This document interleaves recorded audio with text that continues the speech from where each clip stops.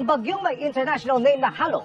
Huling namataan mahigit 2,000 kilometro ang layo mula sa hilagang silangan ng extreme northern zone. Kumikilos ito pa west, northwest sa bilis na 10 kilometers per hour. Ayon sa Pag-asa, sa ngayon ay mababa ang tsansa nitong pumasok sa PAR pero patuloy na mag-monitor sa magiging pagbabago. May bago ring cloud cluster o kumpol ng mga ulap sa silangan ng bansa. Sabi ng Pag-asa, may posibilidad na mabuo yan bilang low pressure area. Isa rin ito sa ating mga tinututukan sa mga susunod na araw. Sa ngayon, Intertropical Convergence Zone o ITCZ at Northeasterly Wind Flow ang makakaapekto sa bansa.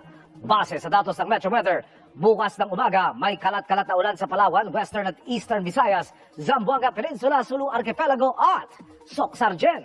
Pagsapit ang hapon, may tsansa na rin ng ulan sa Northern at Central Luzon, Bicol Region, iba pang bahagi ng Mimaropa, Calabarzon, pati sa malaking bahagi ng Visayas at Mindanao. May heavy to intense na mga pag-ulan sa ilang lugar kaya maging handa pa rin sa banta ng baha o landslide. Sa Metro Manila, hindi pa rin inaalis ang tsansa ng ulan o thunderstorms lalo sa hapon o gabi.